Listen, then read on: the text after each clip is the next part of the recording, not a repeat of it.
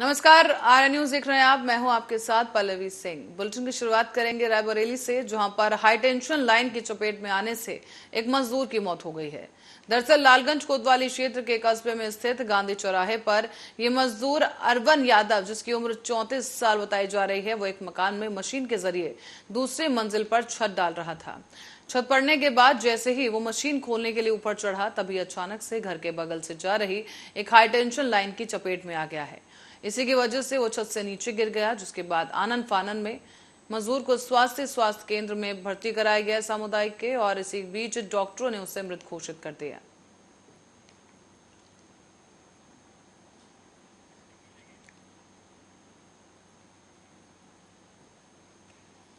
फतेहपुर जनपद के block area में मुख्यमंत्री सामूहिक विवाह योजना के अंतर्गत 2 ब्लॉक के जोड़ों को उनका विवाह संपन्न करवाया गया। इसमें कुल 33 जोड़े शामिल हुए, जहां पर दाम्पत्य सत्र में इनको बांधा गया है, और इसके साथ ही हदगाम ब्लॉक के एक मुस्लिम जोड़े का निकाह भी संपन्न कराया गया। आपको बता दें कि इस बीच करीब 32 जोड़ धोखा हिंदू रीति रिवाज से और वैदिक मंत्रोच्चारण के बीच संपन्न हुआ, जबकि कार्यक्रम का शुभारंभ एराया ब्लॉक प्रमुख अनुज प्रताप सिंह और खंड विकास अधिकारी अशोक कुमार ने किया। साथ ही मंच का संचालन ज्ञानेन्द्र प्रताप सिंह ने किया है, और इस सामूहिक विवाह में हर एक जोड़े को 51,000 रुपए की सहयोग राशि दी जाती है, जिसमें से 35,000 कन्या के खाते में जाते हैं, 10,000 रुपए का सामान और 6,000 रुपए शादी के खर्च के लिए दिया जाता है। इस कार्यक्रम में हुसैनगंज विदिका श्रीमती उषा मौर्य, ब्लॉक प्रमुख एराया अनुज प्रताप सिंह ने समस्त जोड़ों की सुखी वैवाहिक जीवन के लिए उन्हें आशीर्वाद दिया है। यहाँ मुख्यमंत्री सामूहिक विवाह का है जी, जिसमें 34 जोड़ों का व्यवस्था थी, जिसमें से एक नहीं आया है जी जी जी, और 33 में एक मुस्लिम है और 32 हिंदू जोड़ों का विवाह हुआ जी। ये मुख्यमंत्री सामूहिक विवाह योजना में इसमें कितनी धनराशि आ रही है इस समय? इसमें एक जोड़े को 51,000 रुपए जी का योगदान सरकार की तरफ से मिल रहा है जी जी जी। इसमें 35,000 रुपए लड़की के खाते में जाएगा जी, और सामग्री दी जाएगी लड़की को, और कुल टोटल मिलाकर 51,000 जी।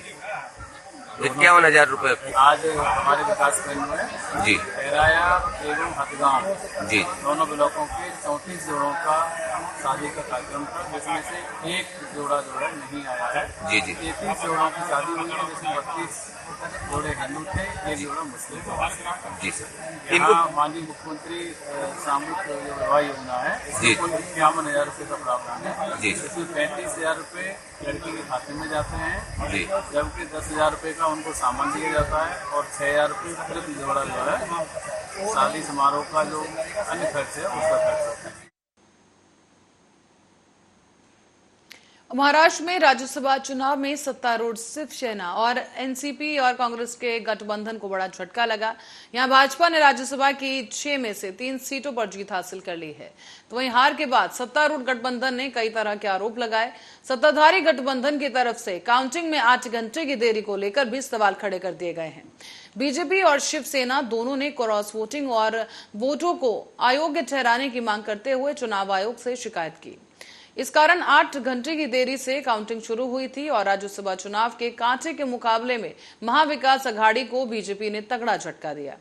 बीजेपी के 3 उम्मीदवार पीयूष गोयल, अनिल बाढ़े और धनंजय महादिक जीत गए, और इस बीच शिवसेना के संजय राउत, एनसीपी के प्रफुल्ल पटेल और कांग्रेस के इमरान प्रतापगढ़ी ने जीत हासिल की।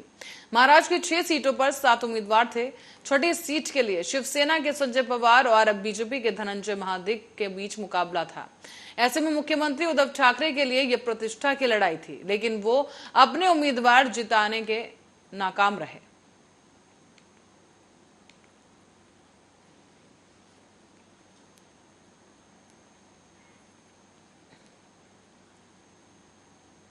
और इस बीच नुपुर शर्मा के बयान को लेकर देश भर में विरोध प्रदर्शन हुआ।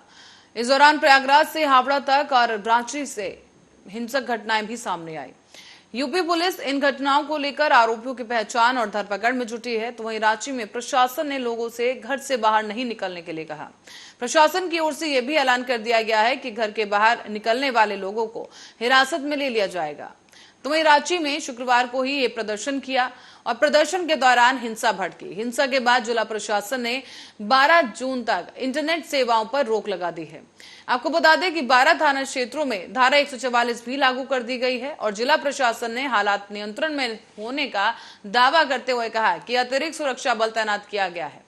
वीडियो और सीसीटीवी फुटेज खंगाले जा रहे हैं, सभी जरूरी कदम उठाए जाएंगे और जिला प्रशासन ने एहतियात के तौर पर इंटरनेट सेवाओं को बंद करने का एक कदम उठाया है। बताया जा रहा है कि हावड़ा में भी 13 जून तक इंटरनेट बैन कर दिया गया है और इस हिंसा के मामले में अब तक 70 लोगों की गिरफ्तारी पुलिस ने कर ली है।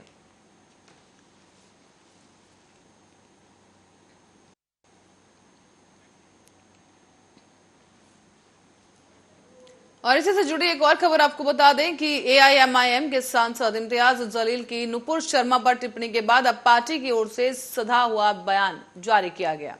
इम्तियाज जलील के बयान पर पार्टी ने ट्वीट कर नुपुर शर्मा की गिरफ्तारी और समय पर कार्रवाई की मांग की। दरअसल औरंगाबाद में लोकसभा सांसद इम्तियाज जलील ने शुक्रवार को कहा कि नुपुर शर्मा को पैगंबर मोहम्मद पर उनकी विवादित टिप्पणी के लिए मौत की सजा दी जानी चाहिए। अगर उन्हें आसानी से जाने दिया जाता है तो ऐसी चीजें नहीं रुकेंगी। उन्होंने ये भी कहा कि किसी भी जाति, धर्म या फिर संप्रदाय के खिलाफ आपत्तिजनक टिप्पणी करने वालों के खिलाफ सख्त कार्रवाई सुनिश्चित करने के लिए कानून लाया जाना चाहिए। उन्होंने भाजपा पर यह भी आरोप लगाते हुए कहा कि नुपुर शर्मा को पार्टी से निकाल दिया गया है, ये कैसी कार्रवाई। उन्होंने कहा कि समय पर कार्रवाई नहीं होगी और नहीं की जा रही है, इसीलिए ऐसे विरोध प्रदर्शन हो रहे हैं।